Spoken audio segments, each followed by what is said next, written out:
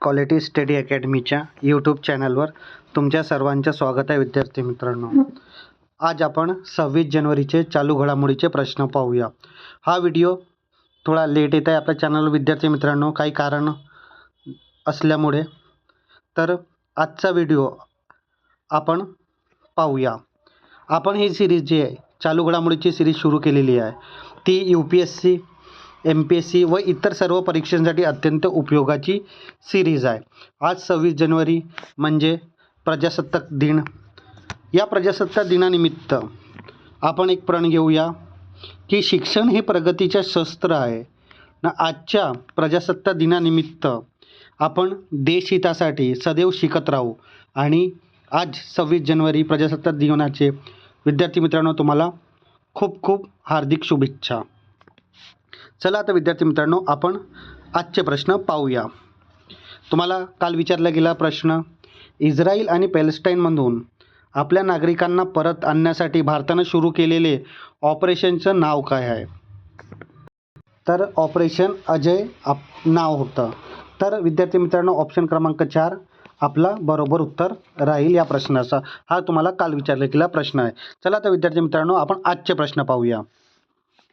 आजचे प्रश्न, 2025च्या शांती, निशस्त्रीकरण आणि विकासासाठी इंदिरा गांधी पुरस्कार कोणाला जाहीर झाला? हा पुरस्कार ग्रासा माशेल यांना जाहीर झालेला आहे. तर ऑप्शन क्रमांक 2 आपला बरोबर उत्तर राहील. आता आपण याबद्दल माहिती पाहूया. 2025च्या इंदिरा गांधी शांतता पुरस्कार कोणाला? ग्रासा मिशेल. कोणत्या देशाचे आहेत? मोझांबिक. क्षेत्र मानव अधिकार, शिक्षण, आरोग्य आणि महिला बालकल्याण यांचे कार्यक्षेत्र आहे. निवड समितीचे अध्यक्ष शिवशंकर मेनन, माजी राष्ट्र सुरक्षा सल्लागार. पुरस्कारची घोषणा जानेवारी 2026 या रोजी. त्यानंतर आपण विद्यार्थी मित्रांनो पाहूया पुढला प्रश्न. जगातली पहिला व्यापक AI आर्टिफिशियल इंटेलिजन्स सुरक्षा कायदा कोणत्या देशाने मंजूर केलेला आहे? तर तो देश आहे दक्षिण कोरिया. म्हणजे ऑप्शन क्रमांक 3 आपला बरोबर उत्तर राहील. आता आपण याबद्दल माहिती पाहूया. जागतिक पहिला व्यापक AI सुरक्षा कायदा, देश दक्षिण कोरिया. कायद्याचे नाव AI बेसिक ॲक्ट. अंमलबजावणी जानेवारी 2026 पासून पूर्णतः लागू. मुख्य उद्देश AI तंत्रज्ञानाचा सुरक्षित, पारदर्शी आणि जबाबदारी वापर सुनिश्चित करणं. त्यानंतर विद्यार्थी मित्रांनो पाहूया आपण पुढला प्रश्न. जानेवारी 2026 मध्ये राष्ट्रीय पॅरा ऑलिम्पिक पॉवर लिफ्टिंग चॅम्पियनशिपचे उद्घाटन कुठे करण्यात आलं आहे? तर ते उद्घाटन रुडकी इथे करण्यात आलेलं आहे. म्हणजे ऑप्शन क्रमांक 2 आपला बरोबर उत्तर राहील. आता आपण याबद्दल माहिती पाहूया. राष्ट्रीय Paralympic power lifting championship 2026 Roorkee Uttarakhand COR विद्यापीठ इथे. कालावधी 16 ते 18 जानेवारी 2026. उद्घाटक मुख्यमंत्री पुष्कर सिंग धामी. व्हर्च्युअल उद्घाटन केलेलं आहे. प्रमुख उद्देश काय? दिव्यांग खेळाडूंना राष्ट्रीय स्तरावर व्यासपीठ उपलब्ध करून देणं, समावेशी क्रीडा संस्कृतीला प्रोत्साहन देणं. त्यानंतर पुढला प्रश्न. आंतरराष्ट्रीय शिक्षण डे दरवर्षी कोणत्या तारखेला साजरा केला जातो? तर हा 24 जानेवारीला साजरा करण्यात येतो. तर ऑप्शन क्रमांक 2 आपला बरोबर उत्तर राहील. त्यानंतर पुढला प्रश्न. कीर्तिदा मेकानी यांचे अलीकडचे निधन झालं, त्या कोणत्या क्षेत्रातील संबंधित होत्या? तर या प्रश्नाचं उत्तर आहे ऑप्शन क्रमांक 3 पर्यावरण संरक्षण. आता आपण याबद्दल माहिती पाहूया. कीर्तिदा मेकानी पर्यावरण क्षेत्रातील संबंधित आहेत. मानववादी आणि शिक्षण या क्षेत्रात कार्य केलेले आहे. त्यांना सिंगापूर ग्रीन क्वीन म्हणून ओळखलं जाते. मूळ भारतीय वंशाचे, सिंगापूरमध्ये प्रसिद्ध सामाजिक कार्यकर्ता आहेत. प्रमुख योगदान निसर्ग संवर्धनासाठी सिंगापूरमध्ये झाडे लावणं, जीवविविधता टिकवण्यासाठी त्यांनी गार्डन सिटी फंडद्वारा मोलाची कामगिरी केली. शाश्वत विकास, त्या स्मार्ट इंडिया ट्रस्ट या माध्यमातून भारत सिंगापूरमध्ये शाश्वत विकासासाठी सक्रिय होते. शिक्षण, त्यांनी अनेक शिक्षण संस्थांमध्ये विद्यार्थ्यांना शिष्यवृत्ती, स्कॉलरशिप आणि संसाधने उपलब्ध करून दिली. तर ही महत्त्वाची माहिती त्यांच्याबद्दल. त्यानंतर पुढला प्रश्न, निमेबिया सेफ्टी इंडेक्स 2026 अनुसार जगातलं सर्वात सुरक्षित शहर कोणतं ठरलेलं आहे? तर हे चीनचं किंगादाओ हे ठरलेलं आहे. म्हणजे ऑप्शन क्रमांक 2 आपला बरोबर उत्तर राहील. त्यानंतर पुढला प्रश्न, नुंबिओ सेफ्टी इंडेक्स 2026 अनुसार भारतातील सर्वात सुरक्षित शहर कोणतं? तर ते शहर आहे मंगळुरू. म्हणजे ऑप्शन क्रमांक 2 बरोबर उत्तर राहील. आता आपण ह्या इंडेक्सबद्दल माहिती पाहूया. भारतातील सर्वात सुरक्षित शहर कोणतं आहे? मंगळुरू, कर्नाटकाचा. जागतिक नामांकन, मंगळुरूने जगात 304 शहरांच्या यादीत 46वे स्थान पटकावलेलं आहे. सेफ्टी स्कोअर किती आहे? 74.4. हा जितका जास्त असेल तितकं शहर सुरक्षित असेल. आता आपण भारताचे 5 टॉप सुरक्षित शहर पाहूया. मंगळुरू कर्नाटक जागतिक 46व्या नंबरचं. अहमदाबाद गुजरात जागतिक क्रमांक 87. जयपूर राजस्थान जागतिक क्रमांक 106. कोइंबतूर तामिळनाडू जागतिक क्रमांक 123. आणि त्यानंतर तिरुवनंतपुरम केरला जागतिक क्रमांक 132. तर ही आपले भारतातील टॉप 5 सुरक्षित शहर आहेत. तुम्ही हे लक्षातच ठेवा विद्यार्थी मित्रांनो. आणि जागतिक स्तरावर जर बघितलं तर चीनचं चिंगदाओ हा शहर आहे. दुसऱ्या व तिसऱ्या क्रमांकावर अबुधाबी आणि दोहा आहे.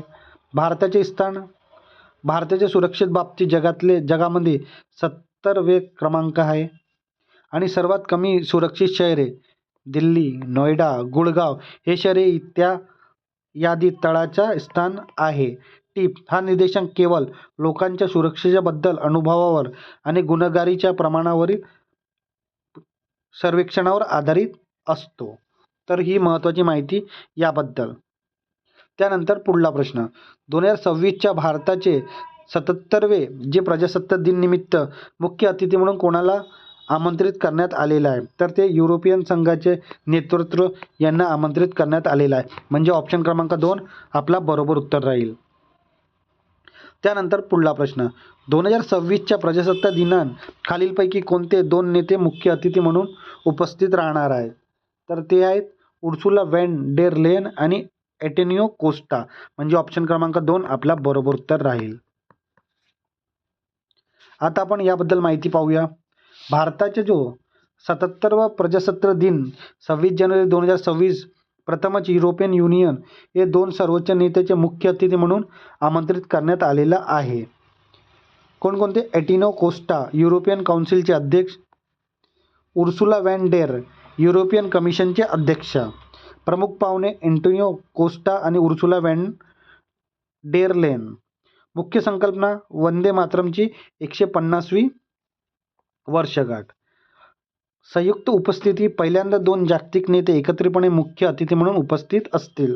नारी शक्ती परेडमध्ये CRPFचे प्रमुख तुकडीचे नेतृत्व पहिल्यांदा एका महिला अधिकारी सहाय्यक कमांडर सिमरन बाला करतील. स्मार्ट सुरक्षा दिल्ली पोलिसांना प्रथमच AI सक्षम स्मार्ट चष्म्याचा वापर करण्यात येईल.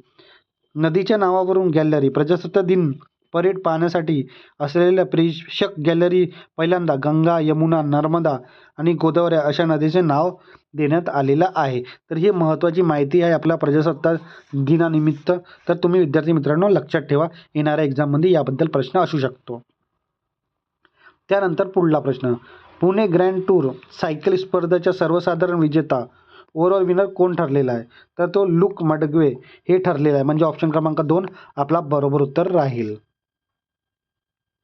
बजाज पुणे ग्रँड टूर याच्याबद्दल आपण माहिती पाहूया. 2026 साधारण विजेता लुक मुडग्वे.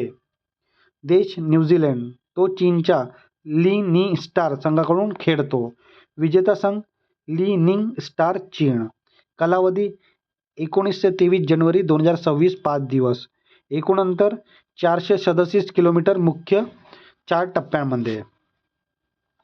त्यानंतर पुढला प्रश्न, भारतातील पहिली net zero greenfield smart city Bharat future city विकसित करण्यासाठी तेलंगणाने कोणत्या देशासोबत भागीदारी केलेली आहे? तर ते भागीदारी संयुक्त अरब अमिरात UAE सोबत केलेली आहे. म्हणजे ऑप्शन क्रमांक 4 आपला बरोबर उत्तर राहील. आता विद्यार्थी मित्रांनो आपण एक्झाम पॉईंट ऑफ एक महत्त्वाचा टॉपिक पाहतो, आपले जे चालू घडामोडीचे सिरीज.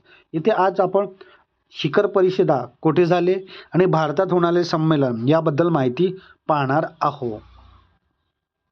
तर जे आंतरराष्ट्रीय संमेलन आहे त्याबद्दल आपण पाहूया.